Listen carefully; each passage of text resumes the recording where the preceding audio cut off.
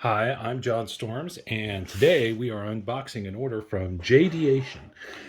And right before starting the camera, I started cutting the tape, and I was like, "No, we got to save it for the unboxing." I was so excited to open this that I got a little bit ahead of myself. So I've cut the tape, but I literally have not opened the box yet. Okay, so I think that's still cool. Okay, so like I said, this is an order from JDEation, and if you haven't tried it, you're gonna love these guys for controller builds. Okay, so let me open up the box,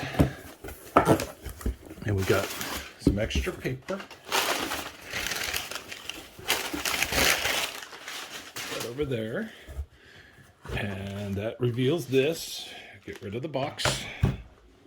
Okay, now what this is you go to the JDEation site, and they have you basically this is everything you need for the mounting in an enclosure build. Okay, so what I'm going to do is I am going to be using this to build out a controller, and that controller is going to go in this big honkin' huge bud box. Okay, let me spin this around. See that big bud box? So you go to JDEation and you say, what enclosure are you going to use? Am I going to use a CG1500? Am I going to use a bud box or whatever, right? And it gives you all of these sample designs of controller mounts that people have done. And you pick one that most closely resembles what you want to do, and then it allows you to edit it in a little CAD-like program, and you could say, I want to put in this type of power supply too high, and I want to put in this controller, and I want to put a hole here and a hole there. I want to make it single decker, double decker, whatever. And then when you're done, it gives you a code, you buy it, and then they custom make that enclosure build for you. Well, they not make it, but they send you all the parts. Okay, and they cut the stuff in, and you get to pick. And I picked the acrylic, okay, the see-through stuff, because I think that's cool. Now, do you have to do this? Some people will argue that doing a really fancy controller build is unnecessary, and they're absolutely right. Right? You don't have to have a fancy controller build. It looks cool. It's fun to do. It's kind of like an arts and craft project. The one practical reason I can see for doing it is one of the problems you'll have with controllers is wires coming loose, things getting bumped. And if you do a good controller build, that's much less likely to happen. You'll have a much more stable controller, right? I'm not the most careful person, so that's actually very helpful for me, because I want things stable, and I don't want to start a fire. And if you have loose wires, you can create an arc, and that's how you generate a lot of heat, and that's how you make fires. So I do this. This is partly out of safety, but is it necessary? Can you do just as good a job without it? Absolutely. And people have used everything for mounting boards, even old bread plates. Old cutting boards.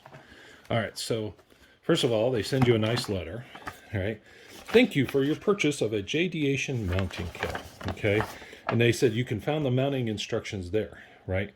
So one of the things that you keep around is your order. See right here, this is your design ID. So if you go back to their website, you could look up that design ID. Now, you come and look at this, you say, oh, your acrylic, look at that. It's all scratched up. No, it's better. It's not scratched up. It has these protective clear coats on. So watch this. This is just like the on the Falcon when you get to pull off the plastic coating.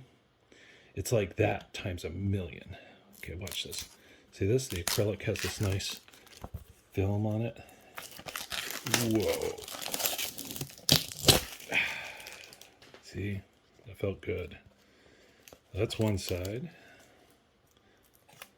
Normally I would wait until I was actually doing the build, but it's like Christmas, you can't wait. No, I don't normally wait. I usually always do it.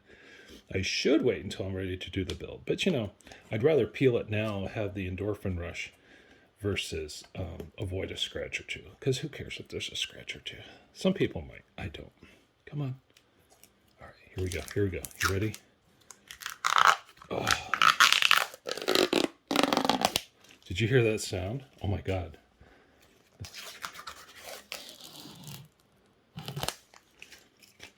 That's pretty amazing. Okay, now this side. Okay.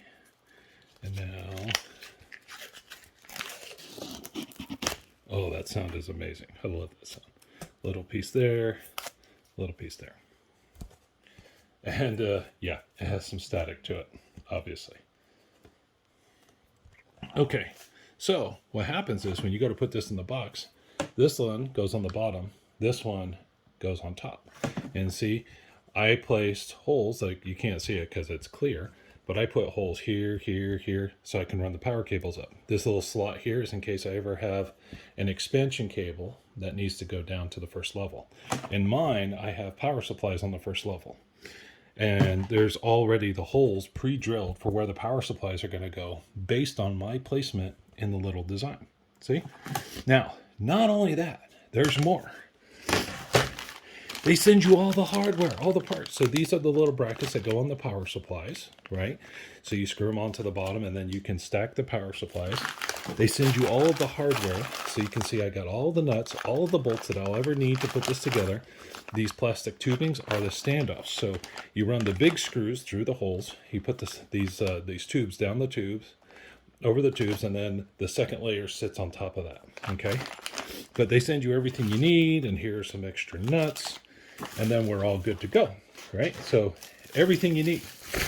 Not quite. It's everything you need for that part of the build. Now in here, I have everything I need for the build. Okay, so I'm going to be building this build out. So you already saw my JDEation boards. You saw the hardware.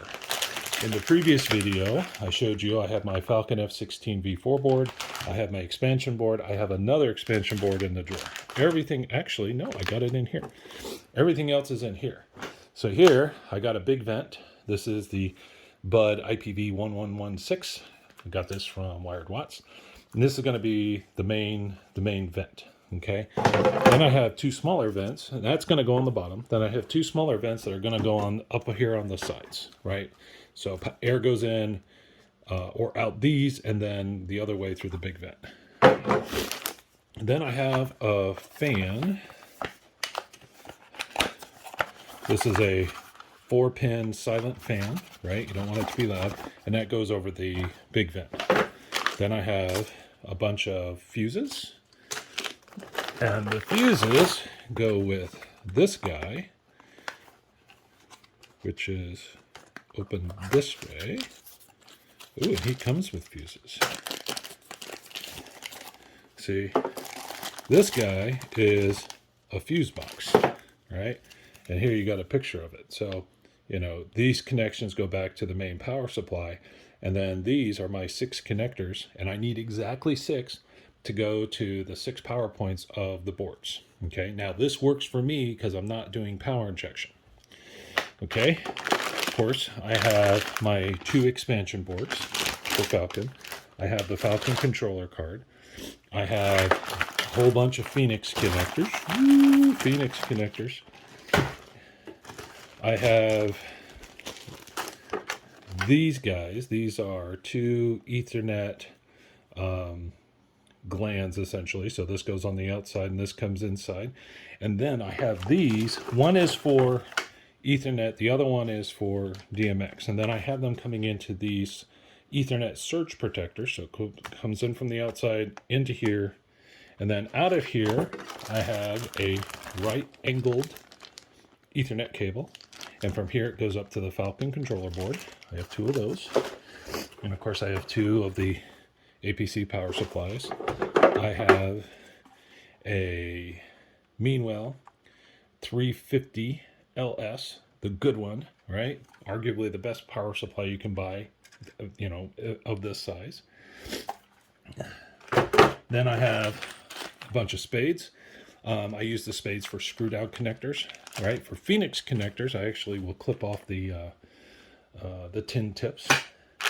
Then I have a screw down board. This is for ground, for AC ground, and that's more for the Ethernet surge protectors. And I also connect it to the power supply. Then I have these glands, which I use for the cables. A lot of people I see use the little small glands, and they do 1 per 48 connections. I just don't want to drill that many holes. I'm not so much worried about water getting in as much as I want water to get out, so I don't really care about these things being airtight. And these actually do a pretty good job, right? It's pretty snug. And I run 8 pigtails out of each one of these, okay? And so I have one for each bank of 8. Then I have some 12 gauge wire here, and I have more wire to use. Then the other big piece is 48 pigtails. So all of these guys are going to have to run through. And then when I get a pigtail, since I do power injection quite literally for everything, I take the V Plus and I give it a dab of liquid tape. Then on the data and ground, I snip off. They come tinned, and I don't want them tinned because if you leave them bare wire like this, they have a much firmer grip in the Phoenix connector. If you put the tin tips in the Phoenix connectors, they slip out like crazy. But this way they stick in there. And I will give this a couple coats of electrical tape, liquid electrical tape, just because I don't want it to conduct, but it's not being used here. And if it was connected, it wouldn't be the end of the world, but I do that. And I keep it the same length just in case I ever want to reuse the pigtail. I can just scrape off the liquid tape and then use it. So anyway, so that would be my build. I have another one that I'm finishing up here, right? So pretty much I just need to hook up all the pigtails, and there's a lot of them. So that's not going to be a small job. But everything else is in place and working. So, that's the final goal there. So anyway, that is the unboxing of the JDEation, plus this big mess of stuff that's going to be the next mega controller build.